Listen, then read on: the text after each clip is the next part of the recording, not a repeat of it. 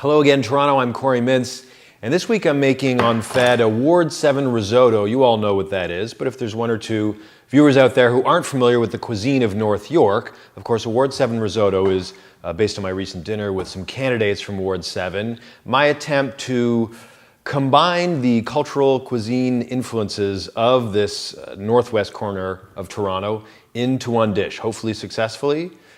I'm going to start with the Vietnamese influence, a little bit of garlic, ginger, lemongrass, Thai chilies. Saute that in some veg oil. And then in comes the Punjabi influence. Got a little bit of spices here. I've ground up some cumin, coriander, and mustard seed. All right, then I'm going to add the rice. Now I got sushi rice here, but I'm going to cook it the same as you would arborio rice when you're making risotto. Now for that, you'd add stock, a little bit of time, and just keep simmering it and stirring it for about 18 to 20 minutes. Here I'm also going to add coconut milk, which is present both in the Punjabi cooking and in Vietnamese cooking. As you get close, it's time to start tasting. Of course, it takes maybe 18, 20 minutes, but you can't go by that.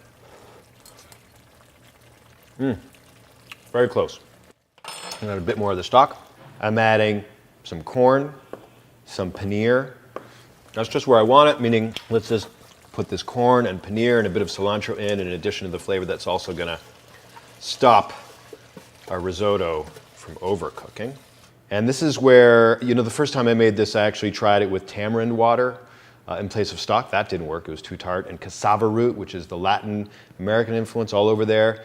And then, while we're discussing this over dinner with candidates Keegan Henry Matthew and Nick Denizio, I was reminded that actually I came up with this demographic of the area based on a 2011 census on Toronto.ca, which of course leaves out the Jamaicans because people speak English in Jamaican. And so Keegan accepted my alternate title for the dish, which is the marginalization of black culture. So to finish it this time, I'm going to add some jerk chicken in the mix. This is from the jerk guy up the street from me, Rasta Pasta, who makes fantastic jerk chicken. And I'm just going to fold that in and a few pieces on the top.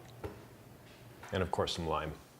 Now, I'm the first to admit, this sounds weird, and I will also admit, it kind of looks like dog food. But you know what? I'm really happy with the way that this turned out. And I also understand that when you try to represent every culture, you disappoint and don't represent any culture. So for thestar.com, bringing you confusing food metaphors, I'm Corey Mintz. I'll see you next week.